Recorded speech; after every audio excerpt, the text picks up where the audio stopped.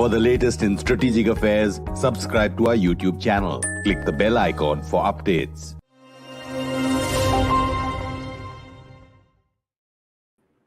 This is StratNews Global. I'm Amitabh. Revi. On the talking point, our guests are experts tonight, Ambassador P.S. Raghavan and Jayadeva Ranade, and we're discussing the BRICS Summit and the current international scenario.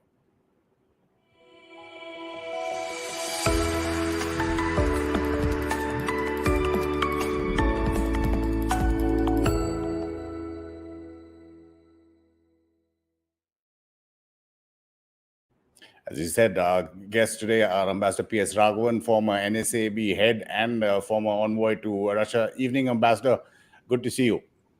Good evening. Good to be with you again. And we have Jayadeva Ranade, president of the Center for China Analysis and also the author of a recent book called Xi Jinping's China. Mr. Ranade, evening, sir. Good evening. It's a pleasure to be here with both of you. Pleasure is all ours on StratNews Global. Ambassador, just coming to you, like when you look at the BRICS and, it was originally coined, I think, by Goldman Sachs in a couple of papers. But from its inception, when it sought to project an alternative to Western perspective by these four largest emerging economies, but what purpose does the BRICS serve now, especially in India's context, Ambassador?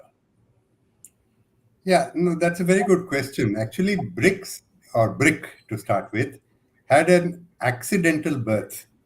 Essentially, as you said, it was a Goldman Sachs economist, Jim O'Neill, I think his name was, who talked about these four countries as countries which are poised to take the global economy by storm in the next decade or so. That was the whole idea. And in fact, the Prime Minister referred to it in his speech to the BRICS Business Forum. It was later that it gradually developed a political body of its own, a kind of a political character of its own over the years when it started pronouncing on various global issues. And that is when it caught the maximum global attention. I remember in 2012 when we had the BRICS Summit in Delhi, the number of foreign journalists who were here to see what was coming out of the BRICS Summit was huge. It created a lot of excitement, as if this was one new block on the new kid on the block and block on the global horizon, projecting what you might call not an anti-West view, but a non-West perspective of global issues. Now, obviously, between then and now, it's a decade since the 2012 BRICS Summit. South Africa got added to BRIC, of course, somewhere down the line.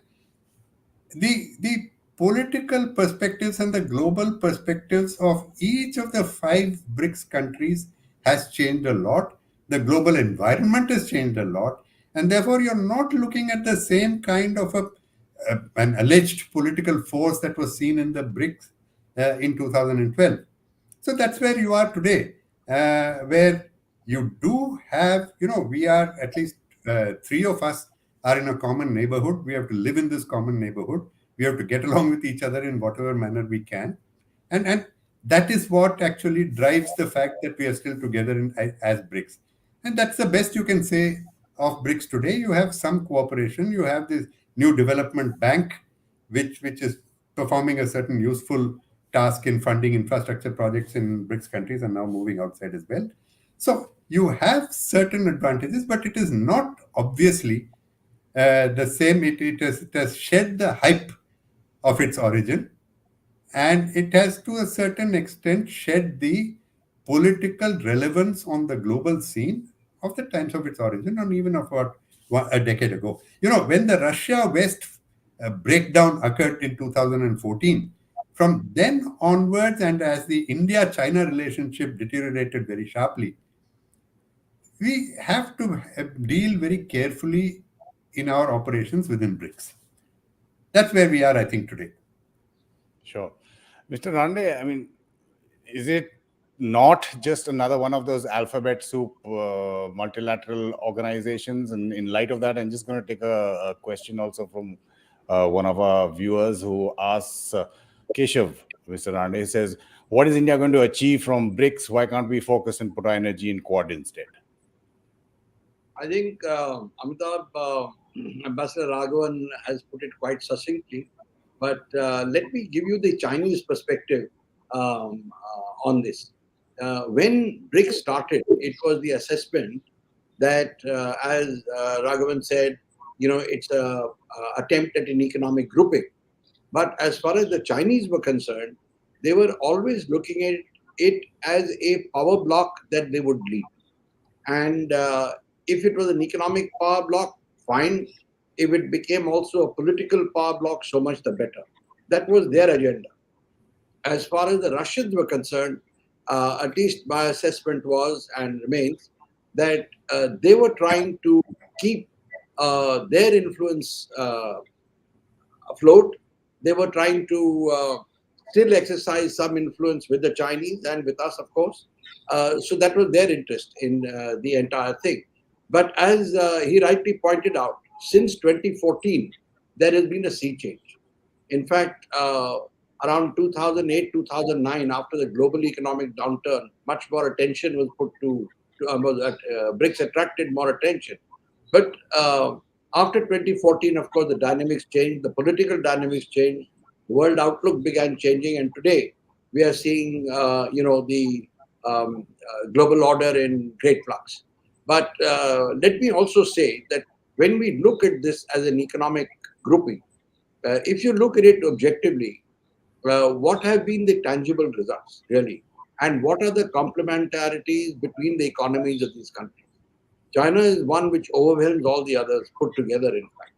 And there is very little trade even among the BRICS countries. So the economic angle hasn't really taken off, hasn't fructified.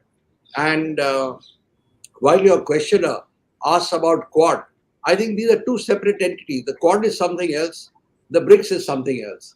And we are there. I would say, and I'm sure Ambassador Raghavan would disagree, because he's a diplomat who's always looking for a way to get something out of something else. But from the outside, I feel that we are there in BRICS, that's fine. Let's leave it there. But we should not have any high expectations from BRICS. And finally, I just make one comment, having a look at the statements that have been coming out, that the Chinese have not changed their position at all on anything. And they're in fact now trying to expand BRICS. But I'm sure you'll have other questions, so I'll stop here. Sure. Ambassador, if you want to respond to anything that Mr. Ranade has said, but just going back into time, am I correct that Doklam was resolved just before the 9th summit? Was that correct? Yes, Doklam was resolved before a BRICS summit. The Xiamen summit. But, well, resolved, if you call it resolution, it was, there was a change before the summit. But my question is more with my question has more to do with current scenario. When Ladakh is unresolved for more than 2 years after Galwan, what purpose does BRICS serve for India vis-a-vis China? No, actually, let me first disagree with Mr. Ranade that I'll be disagreeing with him. I actually agree with him. I agree with him that double we negative. should not have very high, so that we should not have very high expectations of BRICS. You see, actually, we should be very clear what we are in any multilateral grouping for. We are in any multilateral grouping, we are there for any incremental advantage that we can get from it, which we cannot get from anywhere else, or which we cannot get through bilateral relationship. So that we should not be expecting things which you cannot. You cannot expect BRICS to support us on terrorism, because you know that China will not support you. You cannot expect BRICS to support you on the permanent membership of the UN Security Council, because you know from the beginning that China will not accept that. So we should be clear about what we cannot achieve as much as we should be clear about what we can achieve. Now, actually, there is one aspect which, when we started, we wanted to democratize the international economic and financial architecture. That was one of the stated aims of BRICS, which fed into the G20 also, because the G20 began at a summit level shortly after BRICS was formed. Actually. Now, there is no doubt that the country that has benefited most from this is China. You see, China got a much bigger participation in all the financial and economic institutions of the world because it is the bigger economy, of course. So, but we also did to a certain extent. If you look at the multilateral financial and economic architecture, there are various places, and this has been documented, where we got greater participation in it. And to a certain extent, BRIC is responsible for it. BRIC, or BRICS as it became later, is responsible for it. So there was some advantage we got out of that. But beyond that, as I said today, the fact that India, Russia, and China, particularly of BRICS, are in the same neighborhood, the fact that we need to keep interacting, and there is this incremental point that, which is not, of course, valid today in this virtual summit era, but when you had actual physical summits, these summits actually gave the opportunity for you to meet each of the other leaders on the side and maybe do some resolution of some of the issues, maybe clear the air on some of the issues. So there was some incremental. I'm not saying that it would have helped you solve the India-China border issue or border problems, but it may have created a better atmosphere for bilateral interaction. So that is one more advantage of this kind of a multilateral grouping, particularly, as I said, when it involves these three countries which are colliding with each other, not colliding in a hostile sense, but whose interests are basically interacting with each other in this space. Right, Mr. Ranade, I mean, like Ambassador Raghavan is saying, this was a virtual summit. If it was in person, there was the potential for something to maybe move forward, if not resolve itself between India and China. We've seen, say, the foreign ministers, defense ministers meeting on sidelines of other multilateral events as well. Amitabh, let me put a counter question to you. I agree that, yes, in these forums or these international conferences, if they're in physical form, there is a chance of meeting, of, at least engaging the other person, trying to see if there can be some forward movement. But coming down to this, to the India-China part particularly, firstly, at the last BRICS summit which you referred to, I don't think the resolution of Doklam was because the BRICS summit was imminent. It was because the party congress was coming up. And Xi Jinping did not want this hanging on his head when he went in for the party congress. So I would like to just say that is what my view is. It was not BRICS. Secondly, the defense minister, the external affairs ministers, etc., have met their counterparts on the sidelines of conferences. My question to that is, so what has happened? There has been no forward movement. There have been some very vacuous statements. That's about it. And even this time, I don't expect that there would have been, because China has already taken a position. It is in the ground as it is. And just as a matter of record, I think I should mention, particularly for your viewers, that not a single Chinese leader, except for the Chinese Foreign Minister Wang Yi, has made reference to what is happening on the border between India and China. Not a single one. There was an oblique reference by Xi Jinping when he visited Lhasa a year and a half, where he met the PLA officers and he complimented them for toughing it out in hostile climate. That is the closest he got, but none others.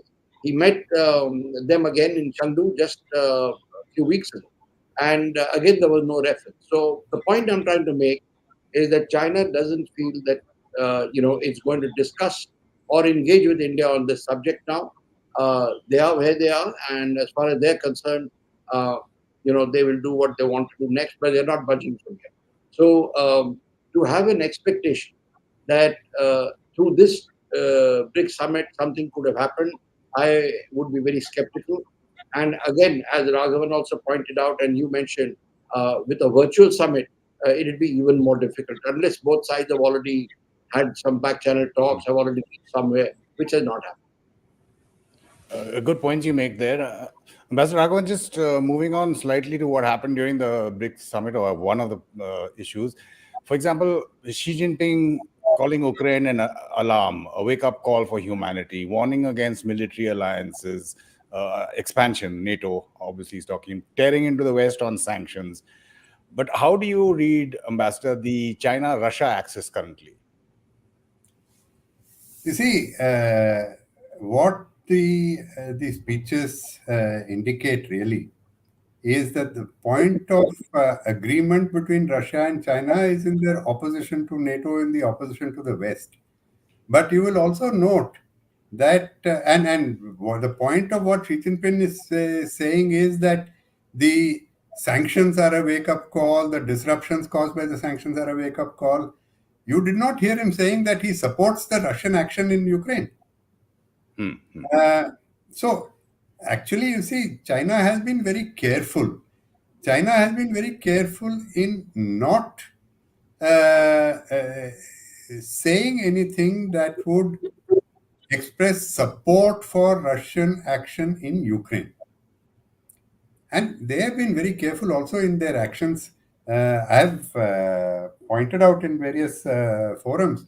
You see, after the Russian invasion of Ukraine, there has been no contact between the leaders of the two countries until just about last week, when President Putin and President Xi Jinping spoke on the telephone. And they said very clearly that was in the context of the BRICS Summit.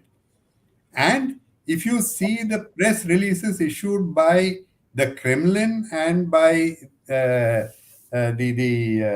Chinese Foreign Ministry, they might as well be describing two different telephone conversations, because President Putin, the Kremlin said that the Chinese expressed understanding for the Russian action in Ukraine. The Chinese press release said nothing of the sort. So, the Chinese have been very careful. Of course, there is a strong partnership between them. There's no doubt about that. There is a strategic alliance spreading across a number of areas. But there is also a certain level of caution on the part of the Chinese about aligning too strongly with the Russian action in Ukraine. So while they're happy to criticize the West, because that's part of what they've been doing all along, they're not so happy to either support Russian actions, or you can see the Chinese banks have been very careful about the kind of projects that they're funding in post-Ukraine Russia. So, they are playing it very carefully, actually. Sure. Mr. Ranade, you have pointed out both on StratNews Global and your writings as well that is there a rift within the CCP on the Russian invasion? Could you repeat that, Amitabh? I missed. Is there a rift within the CCP, or are they trying to portray something when writings against the Russian invasion of Ukraine are happening in Chinese media? Yeah, in fact, my response to that would flow from what Ambassador Raghavan said, that the Chinese have been very careful, not to support, if I may say, the Russian action in Ukraine. At the same time, by gesture or indication, they're supporting Russia. They're drawing a distinction between the two, because Xi Jinping is very conscious that he cannot afford to cross a line and attract Western sanctions against China. It would hurt China terribly. That is the first point I'd like to make. The second is that within the Chinese Communist Party, as it is, there is, as you rightly pointed out, and as I have been mentioning for some time now, there has been a lot of criticism of Xi Jinping's support to Putin and to Russia. And of course, they have linked it with the Russian invasion of Ukraine. And again, the apprehension among these people is that the Western countries would hit China with sanctions. That is the real worry. And Xi Jinping is aware that if that happens, approximately 300 million Chinese would be impacted straight away because of the children studying in the US, in Canada, in Australia, in UK, etc. They would not be able to study there. They'd have to come back. All the money that these people have accumulated, mind you, illegal wealth, accumulated in these countries to finance their studies and their trips, that will be confiscated. And that will backfire on Xi Jinping. So he's also got domestic concerns, why he's being careful. And of course, at the national level, he would not like to put China through that, because for China, it would be, they're already having a hard time. And if the sanctions, if they're hit by sanctions, it will really be very tough for them. I mean, also psychologically, when they suddenly see, McDonald's, KFC, etc., disappearing, which they've got used to, including at Tiananmen, it will be a blow for them. They're already feeling, by the way, that they have no friends. And when they see that going, it will be psychologically even a stronger blow. So that's how I would look at this situation. Sure. Ambassador, you mentioned the new development bank. Now, that was incorporated with what, $50 billion initially subscribed capital equally among all the countries, and the 100 billion contingent reserve arrangement. You mentioned a bit about how funding is moving out of BRICS countries from, say, the NDB. But when President Putin talks about alternate financial arrangements, even an alternate currency to the dollar, tell us, is it really feasible, or is he talking to his domestic audience?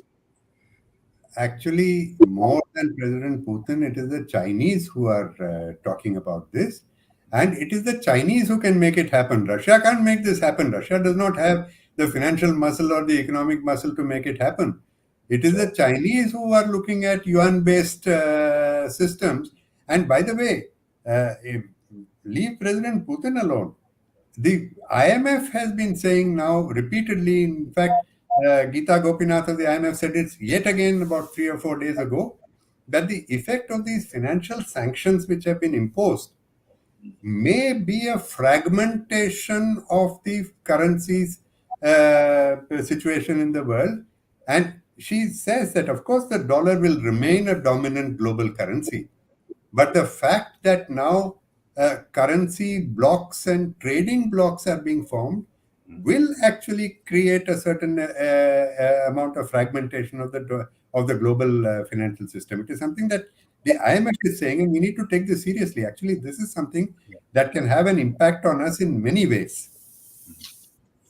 Mr. Ranade, this fragmentation or moving towards it, is it possible for India to navigate both sides in terms of financial structures, whether it's the dollar-driven one or the West-driven one, and any alternate as well?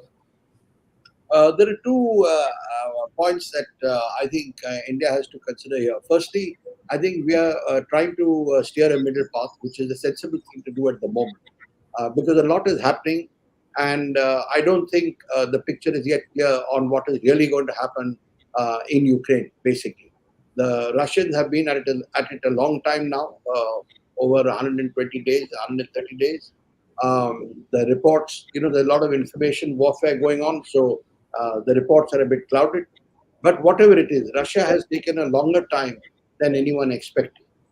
Maybe it is because they were not wanting to cause much harm to the Ukrainians, whom they feel are a part of Russia anyway, or their logistics supply lines were hampered, or their production was hampered, whatever may be the case. But we'll have to wait and see what happens there. And I think a number of countries are waiting for that. But having said that, let me say that India is steering a middle course. But as far as China's efforts to make the yuan an international currency, which is what it has been trying, it has also been trying to set up swap centers, including in London and other places. There are two factors that China has to keep in mind. One is its own credibility, and it doesn't have it yet. So that is what is hampering it really. And secondly, after what is happening now, after the West has ranged against China, I would say, if not sanction-wise, at least otherwise, because of COVID, because of the anti-China surge in anti-China sentiment, China is going to find it even more difficult. So if at all they try something, it will be with other countries which are willing to join them for economic advantage. And maybe, trade in yuan or whatever. That again, countries will be very skeptical of doing that. I don't see Japan doing it. I don't see us doing it. I don't think many countries are going to do it. They may have some kind of trade equation, but that's about it. So China has a long way to go. IMF may be saying what it is saying, that there is a fragmentation, etc. Yes, of course. We keep reading reports about the dollar, about the United States being, on the verge of a recession, all kinds of things. But at the moment, I think the dollar is still the stable currency as far as most countries are concerned, and they'd go for it. Finally, let me just make one more point. You would have noticed Xi Jinping's comment about making BRICS a free trade bloc. And that is an important comment because China is desperate for markets and it realizes that the European and American markets are going to gradually get closed off. So it is in search for new markets and they're not sure about India, which is also closing off. So, they're going to have a long haul before their currency becomes sort of an international currency. Free trade bloc ambassador. I mean, we didn't join RCEP because of China, but that and President Putin talking about an Indian chain opening in Russia. There's this new, a modified version of the North-South trade corridor, which through Iran has also opened up for Russian goods and trade. We've increased our oil, our energy imports, even though they are minuscule compared to what the EU is doing. Just put that in perspective for us, Ambassador. India-Russia trade in the current situation. Yeah, well, the first point, of course, is that if you have not condemned the Russian invasion and if you say that I'm not subscribing to sanctions, that, of course, leaves you free to continued economic cooperation with Russia. And as a matter of fact, if you look at the sanctions, there are many areas, many sectors, many banks, and many other avenues which are not covered by sanctions. So, what has happened in terms of this trade through Iran, which you're talking about? It's individual business people who have found a route from Russia to India through Iran, through existing channels that are available. They were not being used because there was this convenient sea route, convenient but expensive sea route that was available. Now that the sea route has been closed, ships are not being able to vacate goods from Russia, insurance companies are not covering them. Businessmen have taken this route and found that this is viable. So it's a kind of route that business people have found. And now, as far as the INSTC is concerned, I think we should be clear in our mind from our perspective what is the most important aspect of the INSTC. And that is our connectivity to Afghanistan and Central Asia. This is where we have been cut off. And this is a region which is of great importance strategically, security-wise, and economic-wise for us. So our primary purpose in promoting INSTC was the connectivity to Afghanistan and Central Asia. Connectivity to Russia, and actually if it goes on to Europe, is a bonus. Now what has happened is because of this Ukraine crisis, the goods have started coming in. We still have to complete the INSTC in the sense of completing the link to Zahedan and then be able to connect to Central Asia and Afghanistan. It is something that we still need to do. But what this has shown is that this route is possible, it is viable, and that business people can use it even in today's situation, but not in the kind of volumes that you would like. Sure. Now, as far as other trade goes, look, I'm talking about oil. Let's look at it carefully. Actually, if the oil prices go up, the United States itself will be in trouble. And this is not something that we are saying or Russia is saying. Listen to what the Treasury Secretary Yellen said some time back. And even a couple of days ago, the Energy Secretary said on CNN that if what she was saying really was that if Europe cut off oil imports from Russia suddenly, our gas prices will go up. So when you see India doing it, yes, it is quite nice. The Americans are talking about it and everybody's saying that you shouldn't be doing it, but quietly they're quite happy about it. They're happy about the fact that what we are doing evacuates some Russian oil, reduces the competition for Russian oil elsewhere, and therefore prevents an excessive rise in the price of oil. Let me put another fact to you. Two of our major private sector conglomerates have now stepped up hugely their purchases of Russian oil. Let me tell you, they would not do that if they had the slightest suspicion that their business links with America would be affected. They would certainly have ensured that their business interests in America would not be affected before they went ahead and made these huge purchases of oil. So in international dealings, There is some things that people say publicly, and there are some things that people allow privately because it suits their purpose. And that is what is happening as far as oil goes between India and Russia. Mr. Ranade, the Prime Minister, just before the summit, the BRICS Business Forum, where he made a pitch for India business, the technology-driven, technology-led. How does that sit with the so-called decoupling with China, India and China? And even though the trade deficit is still huge and they may have gone down to second largest from the figures that recently came out. Well, I don't think he was talking about marketing to China or engaging with China. He was talking about technology, and he was talking about basically building up our own technology sector with other BRICS countries or with others. I think there's a huge market for that. And frankly, the government's position, and I think the Prime Minister's position is very clear that, we have to reduce our, shall I say, engagement with the Chinese, our trade with the Chinese, and we have to go in for indigenous production. On that, I don't think there is any debate, at least within the governmental circles that I've heard. The business is following its own path at the moment. They're probably trying to look for alternatives because it's difficult for them to suddenly disengage. So that is going to go on. But I think on the technology sector, I don't see that there is going to be any greater engagement. And in course of time, if we find other markets, if we find other sectors, we'll move on. And don't forget, there was a call, in fact, even a few days ago, which spoke about us having to look elsewhere and reduce dependence on Chinese supplies. So I think that will continue. That I don't think we can link these two. He was making a statement about technology being given a priority in trade and in our foreign engagement. So, a couple of questions, Ambassador, if you would like to take these. Kurt Cobain says, how should India navigate in China-dominated forums such as BRICS and SCO to gain tangible benefits? And Matara, who poses this question, is BRICS an albatross around India's neck?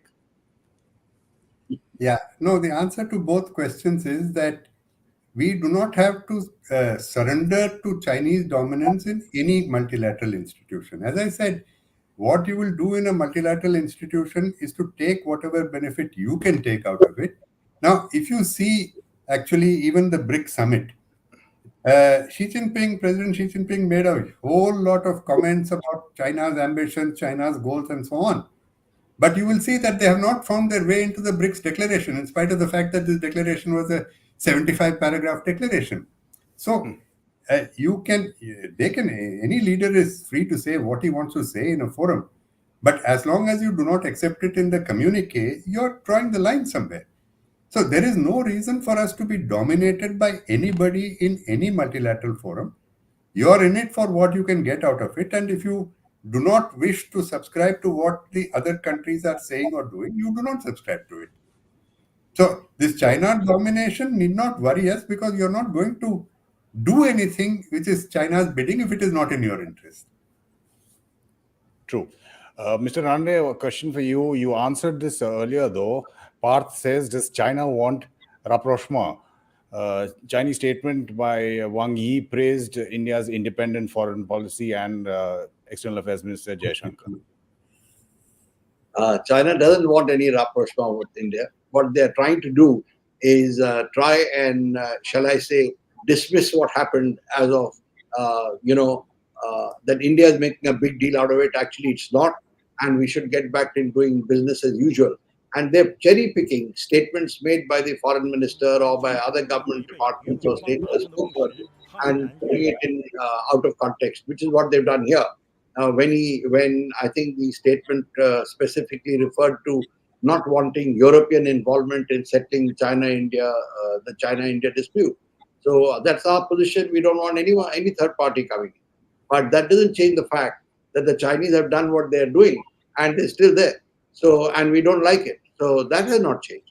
So I think these two don't, the statements are not there. And if I can just add a little comment to what Ambassador Raghavan said on, as he correctly said, we don't have to be dominated if we don't want to. And I would just add a harder part to that, which is unsaid. But let me tickle the Chinese a bit. They are apprehensive that we may, play the spoiler from being inside BRICS. That is what their apprehension is. Well, yes, that option is ours. If we feel like it, and if it doesn't cater to us, we can walk out. And that will be a blow for them, by the way, which explains for some reason why Wang Yi came here. It was an effort to ensure that we join the BRICS Summit. We didn't say straight away that we are joining, but whatever.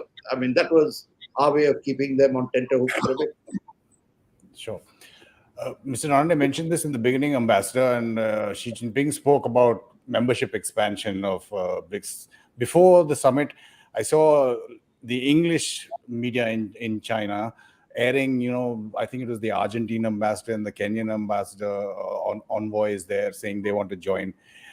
Does expansion of BRICS make any sense, especially to India, Ambassador?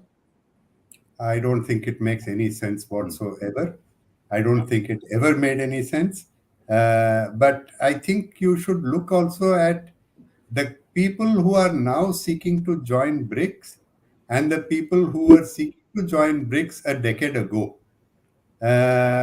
Without meaning disrespect to any country, I think the profile of countries seeking to join BRICS 10 years ago was much higher than the profile of countries wanting to join BRICS today. And today, I think Mr. Ranade has said this in some forum before. Yes, I think he has. Essentially, China is trying to yet again form an organization which it can lead, which is docile for it, and that obviously is not in our interest. It is not in anybody's interest. Therefore, actually, if you look at BRICS, and if you in any organization, if you look at the expansion of the organization, you have to ask this question: what purpose does that expansion serve? If you can name any one purpose that can be served by expanding BRICS to add these additional countries, then we look at it. At the moment, the only way you can look at it is China trying to expand its influence on this organization. And I don't see any reason why either we or the Russians or the Brazilians should agree to this. Mr. Ranade? Yeah, I think it's very well put. I wouldn't be able to add to it. I think he put it very succinctly. Sure. Let's see how far China is able to push it in any case. It's at the moment a proposal that has been floated. Let's see what happens.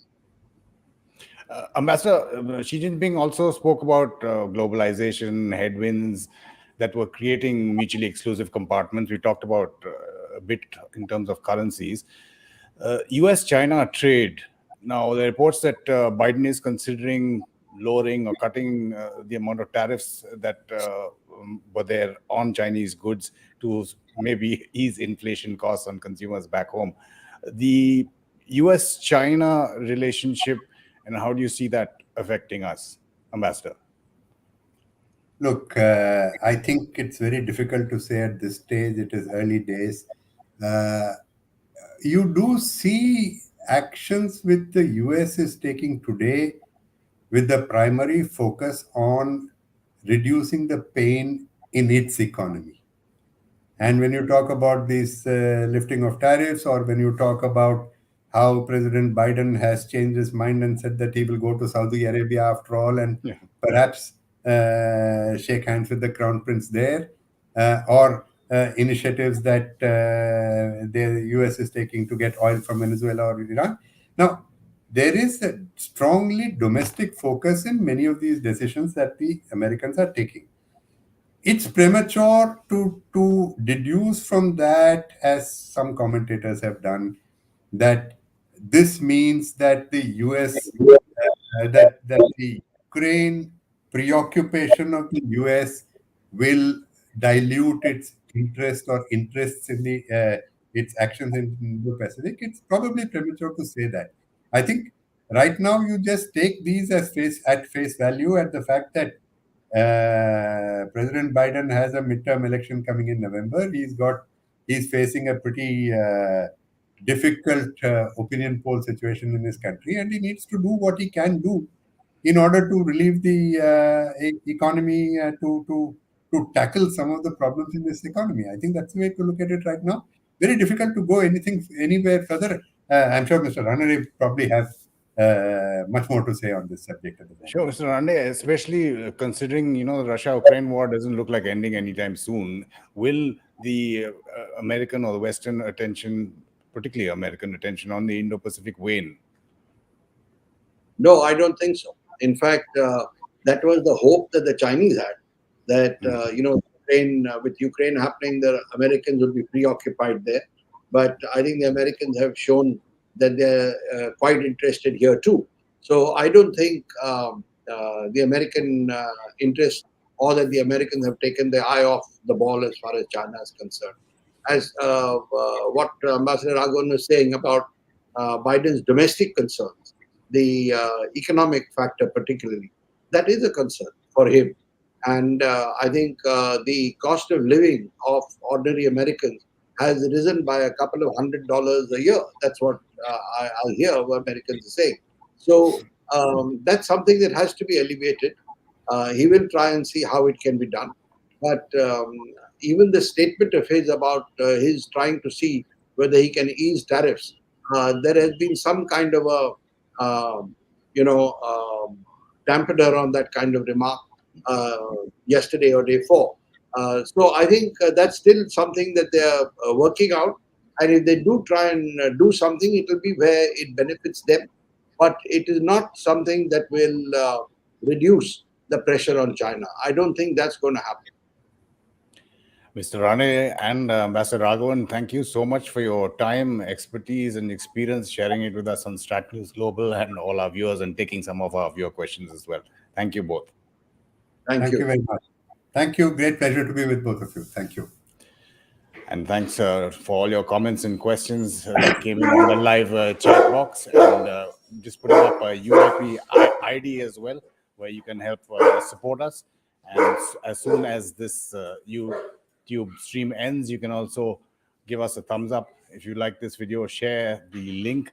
And there will be a new function on YouTube right next to that thumbs up, which is called YouTube Super Thanks, I think, if you need to or are inclined to support us. This is Talking Point on StratNews Global. I'm Amitabh Revi.